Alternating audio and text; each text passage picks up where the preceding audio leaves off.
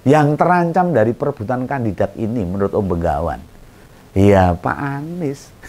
Nah, bila dikonfirmasi ke mereka, para pendukung mereka, katanya demi stabilitas. Demi stabilitas sampai demokrasi rusak ya, sami mau atau bos. Nah, supaya tidak membebani negara lah katanya alasannya. Dan yang beginian ini merusak masa depan bangsa.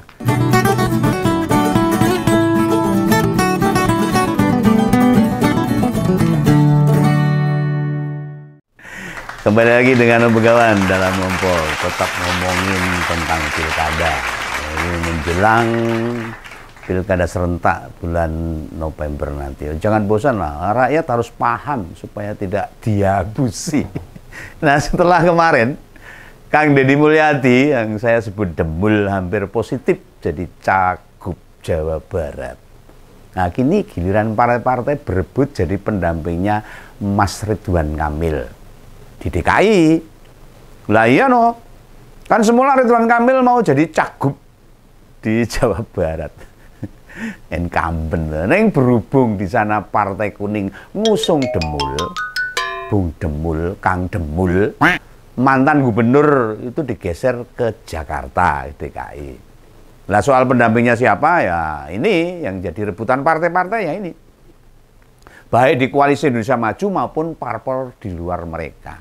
Nah, peluang yang bisa jadi pendamping ini menurut kacamata Om Begawan nih, ya dari PKS. Sebab kursi mereka di DKI punya kursi terbanyak versi pemilu kemarin. Wah, ada berapa tuh? Banyak itu. Pertanyaannya ini, ini dari Om Begawan ini. Apa Partai Kim rela melepas kesempatan itu? Menurut Om Begawan, mesti ndak. Mereka pengen diutamakan buat jadi wakilnya. Apalagi hasil pemilu lalu. Golkar di ibu kota cuma dapat 10 pro. Masa kadernya jadi calon gubernur? Ada partai lain di Kim loh, yang kursinya lebih banyak. Nah, misalnya Gerindra punya 14 kursi. Ya hanya Gerindra gak boleh minta begitu. Kan harus diijoli tuh. Ditukar dengan kursi calon gubernur di Jawa Barat. Otomatis hak cagupnya, calon gubernurnya di DKI jadi milik Golkar. Ditambah Ketua Harian Gerindra itu, Pak Sufmi Dasko mengatakan, pengen ini membuat Kim plus-plus di ajang pilkada. Oh ya pijet tuh ya, plus-plus. Nah sehingga membuka peluang ini. Partai non-Kim bisa menyodorkan kandidatnya jadi calon wakil gubernur. Nah bila partai non-Kim merapat nanti, mepet-mepet, peluang besarnya ada di PKS. Soalnya mereka lah yang punya kursi terbanyak hasil pemilu. Ada 19 kursi di DKI. Wakeh itu. Ditambah tawaran itu lebih menggiurkan dibanding mengusung Pak Anies. Waduh, Pak Anies mesakin. Wah jangan loh, ini bagus loh Pak Anies. Di Pilpres aja suaranya bagus, masa gubernur Radinggul. Ini incumbent lagi. Nah ini godaan yang tidak sepele loh. Jika mau disadari, meski dengan elektabilitasnya besar dan peluang Pak Anies terpilih terbuka, ya PKS pasti memilih kadernya dari kepala daerah lah. Kan bisa dibanggakan ke kader maupun simpatisannya. Oh, kader kita jadi gubernur kan begitu. Nah, arah ke sana itu terbuka banget loh. Dan majunya Kang Emil di Jakarta, malah ya rawan tersingkir. Justru Pak Anies. Yang lana mereka narik dukungan. Nah, Nasdem otomatis gak bisa mendaftarkan Pak Anies itu. Wong Bang Ahmad Sahroni minggu lalu ya bilang begitu kok. Dapat rekomendasi belum tentu didaftarkan. Lah terus piye loh. Lah awalnya Begawan ya enggak agak-agak rehat. Tak ada hujan atau angin kok bilang begitu tuh piye Bang Sahroni ini. Nah sekarang aku paham ini, Om Begawan paham nih. Oh begini loh, cara mainnya itu seperti ini loh. Politik masa sekarang itu begini. Politik milenial apa politik apa ini? Ya itu. Lah belum tentu didaftarkan sebabnya syarat tidak memenuhi katanya begitu. Nah, kenapa syarat dukungan tidak memenuhi? Lah partai pengusungnya Gur Nasdem toh ya ini masuk akal. Tapi kan ya tidak boleh begitu, menyerah begitu saja. Lah PKS yang sebelumnya memutuskan pertama kali akan mencagupkan Menteri Pendidikan tersebut, mantan kemudian menarik diri, batal berkoalisi demi kursi calon wakil gubernur yang ditawarkan. Jauh sebelumnya PKS juga pernah menyuarakan, bukan hanya Nasdem dan PKB saja yang ditawari masuk pemerintah. Nah ini tanda-tanda ini, pertanda ini. Mereka sudah gerah di luar.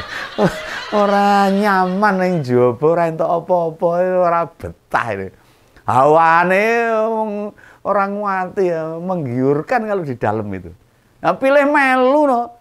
Yang jowo jadi oposisi, jadi penonton. Ini bagi partai-partai yang tidak punya pendirian, tidak konsisten. Lah apakah peluang Pak Saiku gede? Gak ada pesaingnya. Yang juga harus digali nih. Ngapain mesti geser Kang Emil ke Jakarta? Lah bukanlah Golkar sudah mengeluarkan rekomendasi ke Pak Yusuf Hamka, Bapak Alun itu, untuk maju pilgub loh di DKI Jakarta. Nah, bagi partai Golkar, yang penting yang maju masih kadernya, ini berarti partai Golkar. Ya tinggal dibatalkan kan beres itu. Struktural maupun kader Golkar di Jakarta itu tinggal digerak saja. Meneng bae kan gitu. Partai kan tidak seperti partai kan seperti perusahaan itu loh. Meneng ya kadernya meneng. Jalankan perintah pimpinan partai. Langsung kelakep meneng mereka, nggak berani. Nah ini balik lagi ke apakah peluang Pak Saiku tak ada halangan sama sekali ini. Nah nanti dulu kalau masalah itu kita mesti ngelihat nih partai lain ini. Siapa misalnya? Ya siapa lagi kalau bukan PSI? Kenapa PSI? Ini partai cilik musrek. Dan ada apa dengan PSI? Ya sekarang Om Begawan mau tanya ini. Nek ada Pak Ahmad Lutfi sama Pak Ahmad Lutfi sama Pak Ridwan Kamil, kira-kira Kaisang lebih suka jadi pendampingnya siapa? Ini saya tanya loh ini. Om Begawan kan nggak ngerti karepe mereka. Coba dipikir. Kira-kira milih di Jawa Tengah atau di DKI? Ini Kaisang loh. Ya karena Pak Jokowi kan ketoknya loh itu. Kaisang kudu dadi. Nah secara strata atau level atau tingkatan atau ginilah. Orang suka jadi kepala daerah di ibu kota atau provinsi di luar ibu kota pasti jawabnya ya seragam. Di ibu kota pilihnya. Ya makanya pasangan Kang Emil itu ya bungsunya presiden. Ini menurut kacamata Begawan ya. Ya Kaisang gitu. Gak usah mikir lah. Kok bukan Kaisang cagupnya? Oh nggak mungkin. Ya, pasti dia. Kan jelas banget itu. Elektabilitasnya saipit 1%. Dikit pianget. Ngangkatnya berat. Lah kalau maju sama Kang Emil ya bisa ikut mendongkrak, yang punya elektabilitas tinggi kan Kang Emil. Ya, dia ngikut aja lah, yang penting dadi gitu. Lah persis kayak Pilpres kemarin loh. Di mana Gibran menjadi pendamping bukan capresnya. Nek di Jateng Pak Lutfi belum pernah jadi gubernur. Ya, terakhir Kapolda. Kewenangan kepala daerahnya juga beda sama DKI. Belum lagi nih kursi PSI di Jakarta cuma 8 loh. Dibanding di Jateng hanya 2 atau 1. Nggak tahu tuh. Kan malah dibully habis-habisan beneran ini kalau di Jawa Tengah. Kaisang kan akan jadi penghalang Pak Saiku kalau seperti itu. Bakal gayeng ini. Di antara PKS dan PSI gayeng ini. Nah, masih ada PAN juga loh. Mau ikut-ikutan rebutan calon wakil gubernur di DKI. Uniknya yang disodor-sodorkan tuh nama Zita Anjani. Udah pernah tahu siapa Mbak Zita itu? Putrinya Pak Zulhas. Nah, prinsip PAN ini persis iklan minuman botol. Siapapun calon gubernurnya, cawagupnya ya Mbak Zita Anjani. Pokok men itu loh, ngikut lah. Nah, padahal wakil ketua DPR di Jakarta ini sering memunculkan suara sumbang-sumbang. Entah yang kadang tampil tanpa hijab lah. Waktunya rapat paripurna malah bolos lah. Ya maklum lah, anak ketua partai, anak Pak Menteri loh. Pas ada aksi boikot Israel malah beli produk yang didukung Israel. Wah malah bival. Lah wes malah jadi omongannya uang. Apa ya gak introspeksi loh PAN itu untuk mengajukan Mbak Zita ini. Mbak konsisten lah bersikap baik. Memperjuangkan rakyat, ngasih manfaat yang konkret. Itu dulu saja lah, nggak usah kemana-mana. Nanti bila sudah konsisten, wes bakal otomatis tanpa menyodorkan nama. Banyak partai yang meminta jadi calon kepala daerah. Nggak usah takut.